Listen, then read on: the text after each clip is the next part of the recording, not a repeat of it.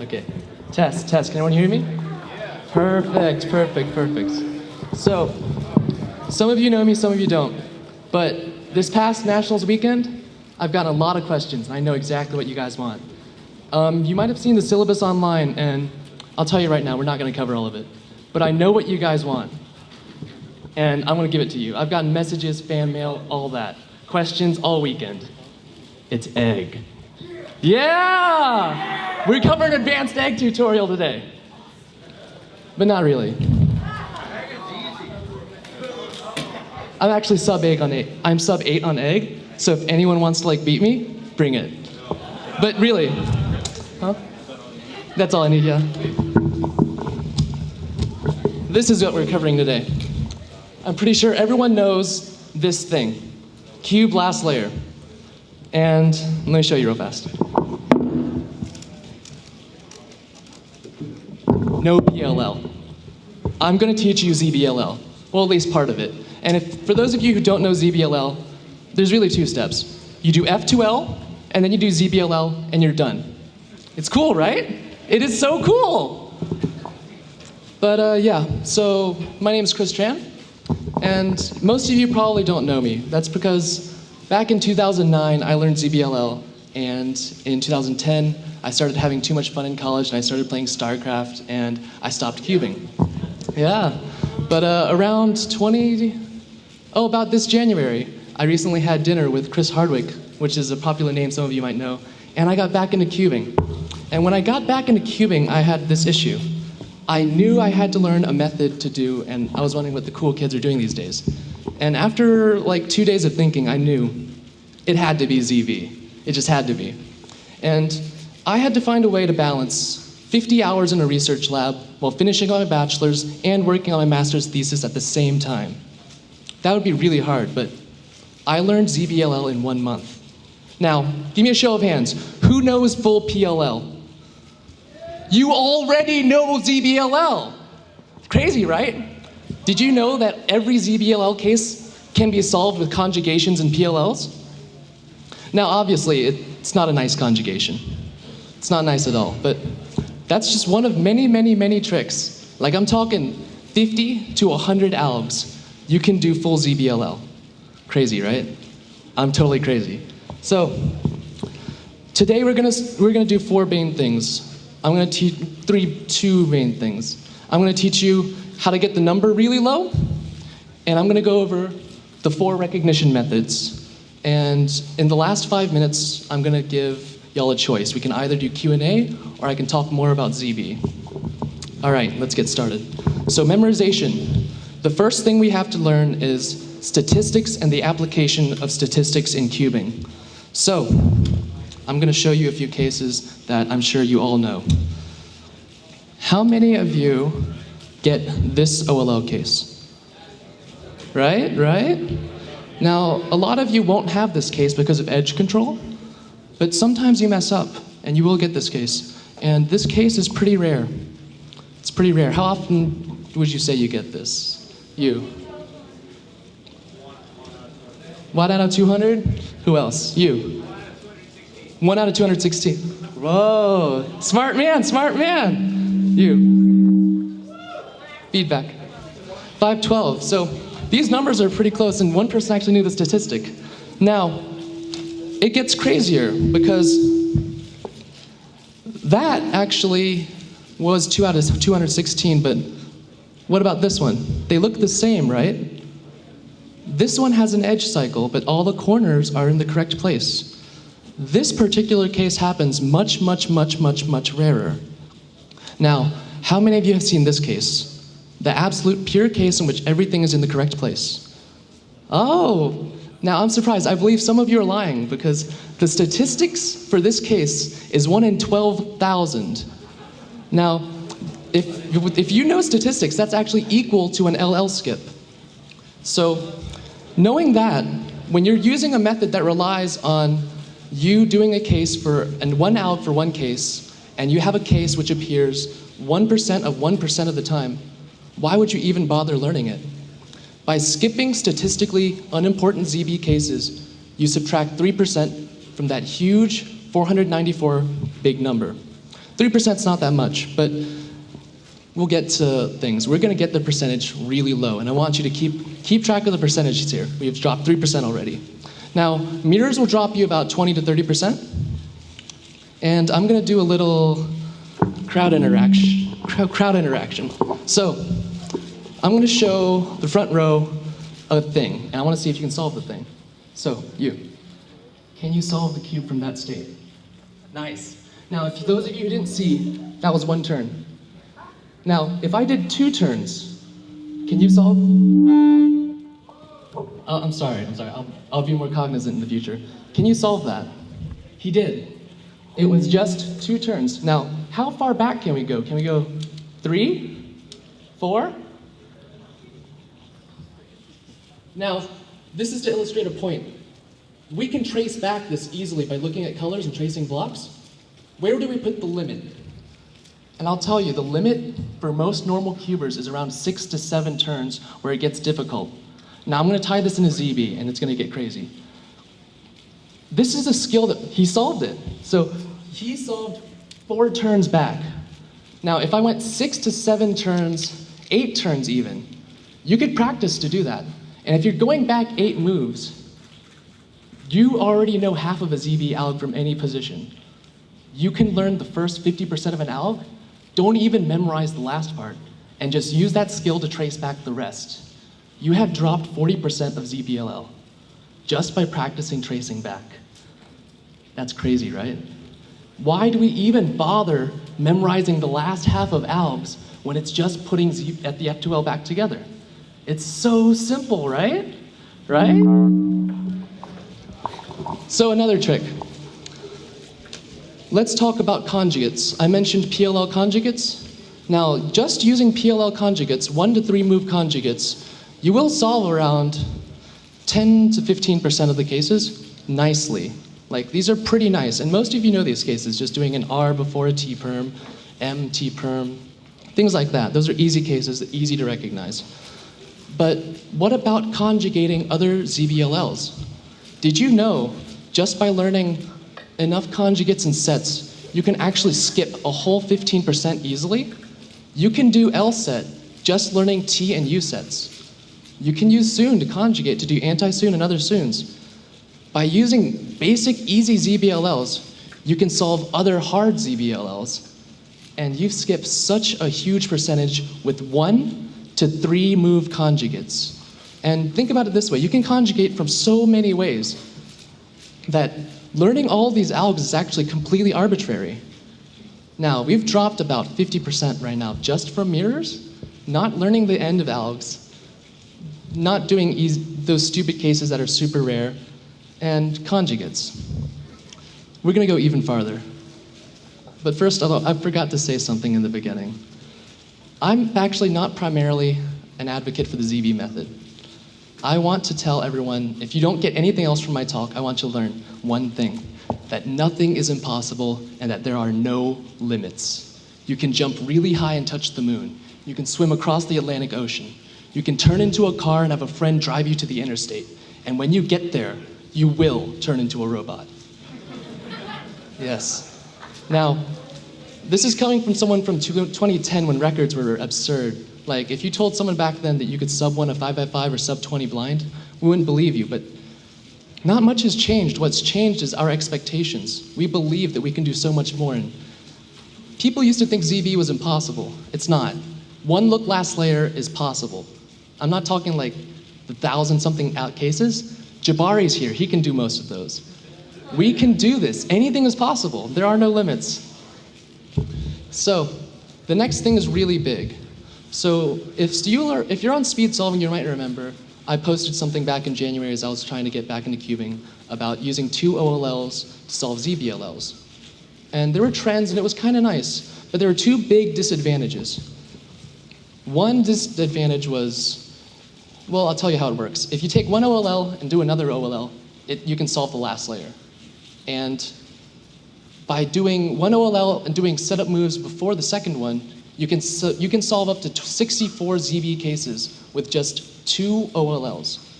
You can switch it around, do one from a different angle, mirror one, inverse the other, do a U between them, things like that. The permutations get ridiculous. But the thing is, when you do that, the disadvantages are redundant cases. You'll start solving the same case. And when you have a bad ZB case, the combination of OLLs actually is kind of bad and it's long. Well, what keeps us from saying that we can't fix this system, that we can't take it to another level, that we can make it something better? And I've made something better out of it. I'm going to introduce a concept of what I like to call semi-algorithms. Instead of using full OLLs, they're actually a pattern of triggers and moves that you can construct full algorithms with. And by giving them a name, such as A, B, C, D, 1, 2, 3, things like that, and just combining a linear combination of 2 to 3 semi-algorithms, which are just basic triggers and short algorithms that by themselves don't do much, but in combination can solve full ZBL systems. So you could shorten an alg to something as short as A1, and then do the rest purely by figuring it out on the fly. And over time, about 3 to 4 months, it will be in your muscle memory. And that is seriously how fast it'll take to learn full ZBLL. And these semi-algorithms are actually extremely fast. Some of you might know them as R'(U2, RU2, RU, D'. And it's all about arranging them in the correct order. And I'll tell you, there is a pattern to these things. It makes perfect logical sense, and it gets even more powerful later, as I'm going to explain. Well, I might as well explain it now. So, some people have a problem of memorizing an alg and associating it with a case. Well, you don't have to. You can force it. You can force trends in your algorithms.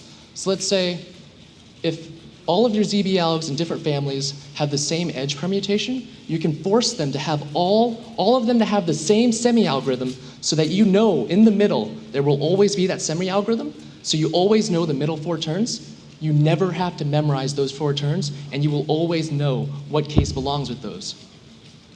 And by forcing trends in our ZBLLs, we can memorize them so much easier, and we can do it so much quicker. These trends aren't something that we have to find necessarily, but they're something that we can force simply by making our algs better. Did you know that you can make any alg into 2gen with the maximum of 1D move and 1D', 1F and 1F'? All of these algs are something that we can consciously control and manipulate, and it's up to us. People give up so easily because they don't put in the time. And another thing that people say is bad about ZBLL is that the algs aren't good. Have any of you actually tried generating PLLs? The fact that we have nice PLLs is actually a minor miracle. And if we can generate nice PLLs, ZBLLs are easy. It's all about the time and work and effort that we put into it. So, going back to the semi-algorithm system, by simply memorizing 50 to 80, 50 to 100 of these semi-algorithms and putting them into an array and forcing trends and setting them up, if someone were to put the time and work into doing this, we actually could have people learning ZBLL super easily. If you wait like a few years, I'll do it, but it'll take a while. I actually don't have the incentive to do it because I already know it. But yes, I actually know the algs, but I'll talk about if you want to learn how to progress from using the beginner system, which is semi-algorithms and tricks, into going into the intermediate system where you use a few mirrors and you start using the fast algs. And in the advanced cases where you have multiple cases and you have all kinds of cool stuff that you can do. So, already, just from using semi-algorithms and all those tricks, we dropped the ZBLL number so low that it's within the grasp of anyone who wants to learn it. I'll come back to that if I remember any more. So let's talk recognition. So most of you are, some of you are familiar with this. So with ZBLL, the first thing you do is you memorize this, you look at the COLL case, you find out where the corners are, and you can either do the edge cycle, see where the edges are going in reference to a reference corner. You can use Baum-Harris style, where you look at one corner and the 2 stickers next to it. You can use my method, where you look at the edges that match with that corner, or you can just look at the colors. And I'm going to talk about the pros and cons right now. So, edge cycle recognition. For beginners, it's bad because you have to line up the corner, to see the edge cycle easily, it's not obvious sometimes where the edges are going. But the advantage is once you get good enough at it, and multiple cases have multiple reference corners, you can actually recognize ZBLL from multiple angles. ZBLL recognition in and of itself is actually very, very simple. It's really easy. You can ask the other two ZB guys. It's absurdly easy. There are no limits. Anything is possible. And I don't think that's a really good method to use the edge cycles. A better method is Baum-Harris because when looking at 4 stickers, it's very fast. It's so fast, but it limits you because you have to AUF and you have to do it from certain angles. And it adds 1 to 2, 3 moves sometimes because of the move at the end sometimes. And I don't think it's that great. So I wanted to say to myself, how could I improve this method? And that's how I came up with my recognition system. And we're going to go back to statistics. So with my recognition system, I can look at one edge. And with that one edge, if I don't see the other edge, there's a 50-50 chance that it can either be in the UB position or the UL position if I'm looking at it from the front, right, and top, like this corner. And most people would say it's a 50-50 chance. It's actually not. If you know which case is more common and you have a good sense of intuition, you can actually guess the ZBLL purely from 2 stickers. And you will actually be right most of the time once you get a good grasp of color blocks. And it's crazy because can you imagine doing an alg without recognizing it? Just halfway recognizing it? These recognition times have become instant because just with pure intuition, you will know the ZBLL case. All that's left is to perform it. But my method has its drawbacks because some of the times you might be wrong. However, the more you do it and the more you look at the color blocks, you start to see the colors by themselves. And once you start making mental connections with these things, things become really easy. And I want to address something. People say that ZBLL is harder than PLL. I actually think that it's easier. And let me tell you why. If you're doing PLL from just 3 faces, the top face gives you no information whatsoever. It's a solid color. And we like to pigeonhole ourselves into these recognition methods. It's completely arbitrary. Because from a ZBLL perspective, you can get information from the top and the sides. Instead of just looking at 6 stickers, you are now looking at 9. 9 stickers which give you information. And just by making a mental connection between the top stickers and the side stickers, you can form so many more patterns that instantly tell you what the case is. It's so powerful because it's 3-dimensional instead of just 2 sides. And that's why I think the best recognition method, it's so simple, it just comes with time of doing ZBLL over and over. Eventually, as you do ZBLL, you can just look at the colors and know the case. Isn't that true? Recurring blocks, recurring patterns, there's only 490 something of them. That's it. And, well, we're faster than I thought, so would you like question and answer or like to hear applications? Keep going? Raise of hands. Want me to keep going? Q&A. Okay, I'll keep going. So, egg? You want egg? You can talk to me later about egg. Anyways, so applications. So, did you know that on 4x4, when you get to last slot, if you do ZB last slot, you can actually see the bad edge, and you can force the easier ZBLS, which saves you about 3 to 5 moves, depending on how bad it is. After you solve the edges, orient the edges, normal people can force the nice PLL, which saves you some turns, but PLLs generally are around the same amount of turns. There are a few anomalies, but there's not that much difference between a T and a Y perm. However, with ZBLLs, the difference between families of ZBLL are huge. By changing the edge cycle, you're saving at least 3 to 5 moves by forcing the nicer ZBLL and forcing the nicer last slot. And it helps you so much because you're doing this in one look. If you're doing this normal way, you don't necessarily see the bad edge during last slot. And you do the last F2L slot, you take a second to look at the OLL, do parity, and then tackle PLL. Whereas if you were using ZB, parity, then last slot, last layer, you're done. That's why I think for odd number, even numbered big cubes, ZBLL adds a really nice edge. What else? So, egg? Okay. Egg? Blind? Okay. I'm going to show y'all a quick tutorial on how to do egg really fast. Now, huh? You want to 1v1 me? Come up to the stage! All right. So, after this 1v1, I'm going to show y'all tricks that Nathan Dwyer and Devin Core-Robinette have showed me.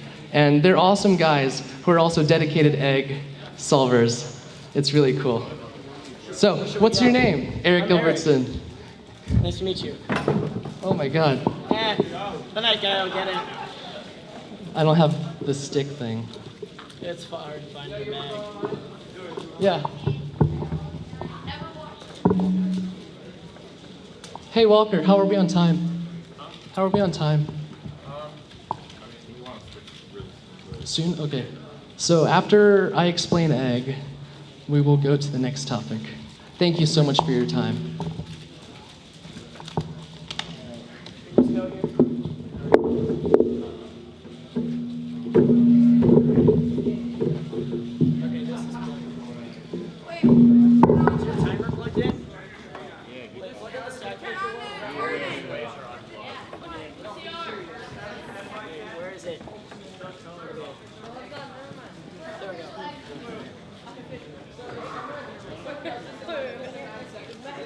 I'm a little rough.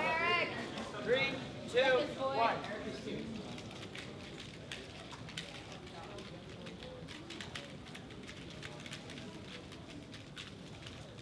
I screwed up.